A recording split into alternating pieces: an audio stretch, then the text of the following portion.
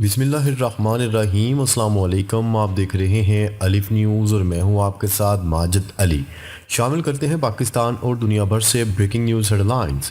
روس اور امریکی صدروں کی ٹیلی فونک گفتگو، پیوٹن نے ڈونلڈ ٹرمپ کو ماسکو آنے کی دعوت دے دی۔ روسی صدر ولادیمیر پیوٹن اور امریکی صدر ڈونلڈ ٹرمپ نے ٹیلی فونک گفتگو میں یوکرین جنگ ختم کرنے پر تبادلہ خیال کیا اور مستقبل میں ملاقات پر اتفاق کیا۔ کریملن کے مطابق روسی صدر ولادیمیر پیوٹن نے ڈونلڈ ٹرمپ کو ماسکو آنے کی دعوت بھی دے دی۔ پیوٹن نے آخری بار کسی امریکی صدر سے فروری 2022 میں بات چیت کی تھی، جب انہوں نے یوکرین پر حملے سے قبل اس وقت کے امریکی صدر جو بائیڈن سے ٹیلی فونک گفتگو کی تھی۔ کریملن کے ترجمان دمتری پیسکوف نے بتایا ہے کہ پیوٹن اور ٹرمپ نے مشرق وسطیٰ دو طرفہ تعلقات، یوکرین اور امریکہ روس کے درمیان قیدیوں کے تبادلے پر بھی گفتگو کی۔ دمتری پیسکوف کے مطابق روسی صدر نے امریکی صدر کو ماسکو آنے کی دعوت دی اور باہمی دلچسپی کے شعبوں خصوصاً یوکرین کے مسئلے پر امریکی حکام کی روس میں میزبانی پر آمادگی کا اظہار کیا۔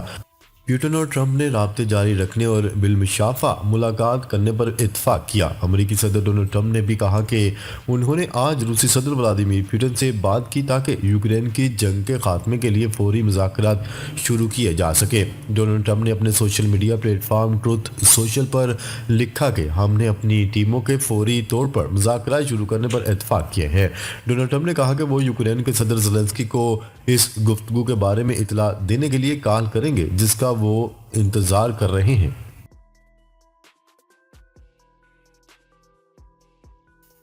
خبر کے اگلے حصے میں بات کرتے ہیں ترکیہ کے صدر رجب طیب اردوان 2 روزہ سرکاری دورے پر پاکستان پہنچ گئے۔ آصف علی زرداری اور وزیر اعظم شہباز شریف نے نور خان ایئر بیس پر ترکیہ کے صدر کا استقبال کیا۔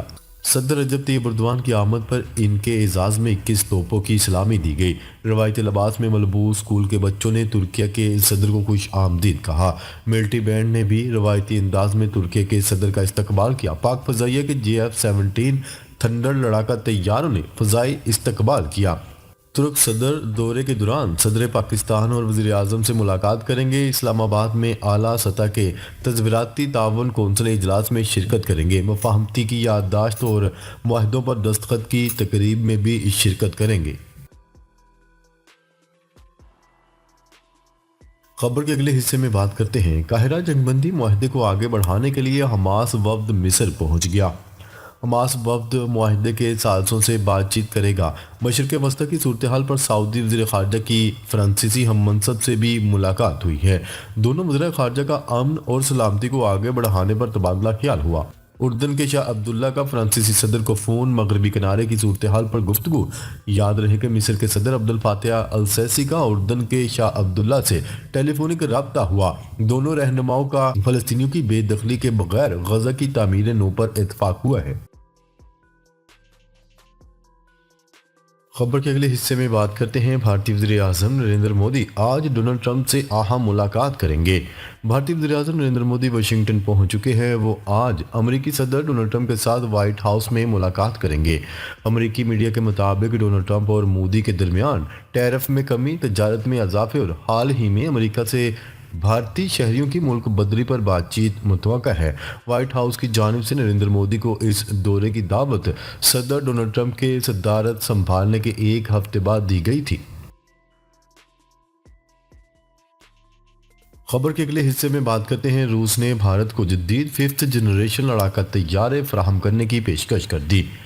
روس نے بھارت کو جدید 5th جنریشن لڑاکا طیارے فراہم کی پیشکش کر دی۔ غیر ملکی خبرساں ایجنسی کی رپورٹ کے مطابق روسی اور بھارتی حکام نے گزشتہ روز بتایا کہ روس کی جانب سے بھارتی فضائیہ کے لیے جدید 5th جنریشن لڑاکا طیارہ Su-57 بھارت میں ہی تیار کرنے کی پیشکش کی گئی ہے۔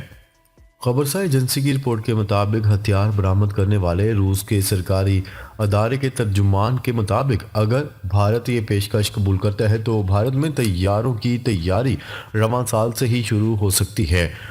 خبرساں ایجنسی کی رپورٹ کے مطابق بھارتی وزارت دفاع نے فوری طور پر اس حوالے سے کوئی رد عمل نہیں دیا۔ خیال رہے کہ روسی Su-57 لڑاکا طیاروں کو امریکہ کے جدید ترین 5th جنریشن لڑاکا طیارے F-35 کا مد مقابل سمجھا جاتا ہے۔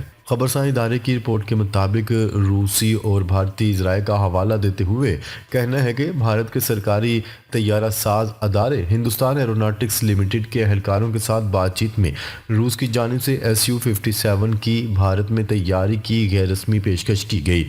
روسی ادارے روسوبرون ایکسپورٹ کے ترجمان نے بنگلورو میں ہونے والے ایئر شو کے موقع پر صحافیوں کو بتایا کہ ٹیکنالوجی کی مکمل منتقلی کے ساتھ بھارت میں ان طیاروں کی تیاری اس بات کو یقینی بنائے گی کہ روس پر مغربی پابندیوں سے طیاروں کی پیداوار متاثر نہ ہو۔ ترجمان نے کہا کہ SU-30 طیاروں کی بھارتی پروڈکشن لائن میں بہتری کے بعد SU-57 طیارے تیار کیے جا سکتے ہیں۔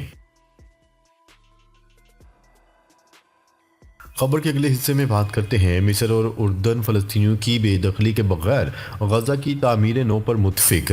مصر اور اردن فلسطینیوں کی بے دخلی کے بغیر ہی غزہ کی تعمیر نو پر متفق ہو گئے ہیں۔ مصری صدارتی دفتر کے مطابق مصر کے صدر عبد الفاتح السیسی کا اردن کے شاہ عبداللہ سے ٹیلی فونک رابطہ ہوا۔ دونوں رہنماؤں کا فلسطینیوں کی بے دخلی کے بغیر غزہ کی تعمیر نو پر اتفاق ہو گیا۔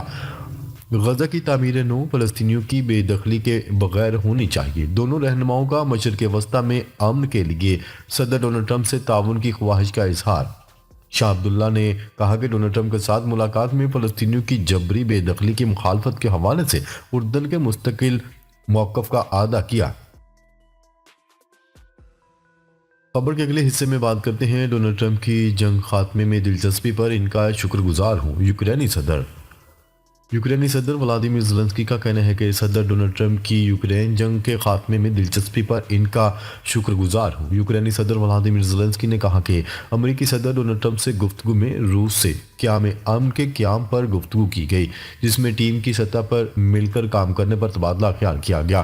امریکی صدر ڈونلڈ ٹرمپ نے کہا کہ یوکرین جنگ ختم کرنے کے لیے بات چیت جلد شروع ہوگی۔ روسی صدر سے مشرق وسطیٰ، مصنوعی ذہانت اور دوسرے موضوعات پر تبادلہ خیال کیا گیا۔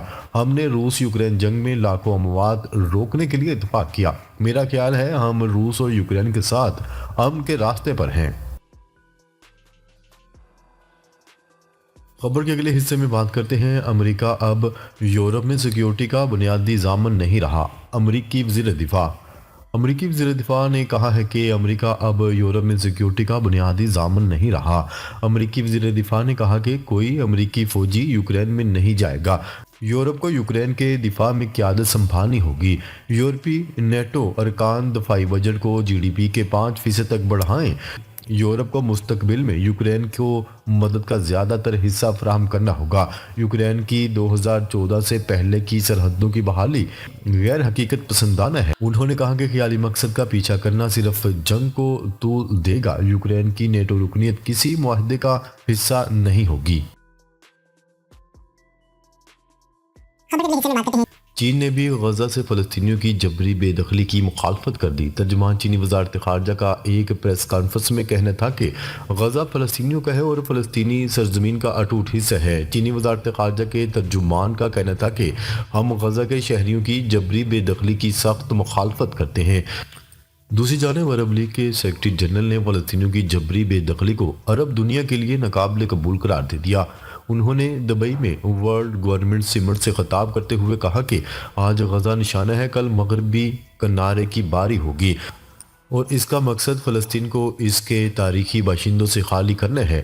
انہوں نے امریکی صدر ڈونلڈ ٹرمپ کے منصوبے کو مسترد کرتے ہوئے کہا کہ عرب دنیا 100 سال سے اس خیال کے خلاف مزاحمت کر رہی ہے اور اب بھی پیچھے نہیں ہٹے گی۔ ناظرین، اب تک کے لیے اتنا ہی۔ مزید خبریں لے کر بہت جلد آپ کی خدمت میں حاضر ہوں گے۔ تب تک کے لیے اپنا خیال رکھیے گا۔ اللہ نگہبان۔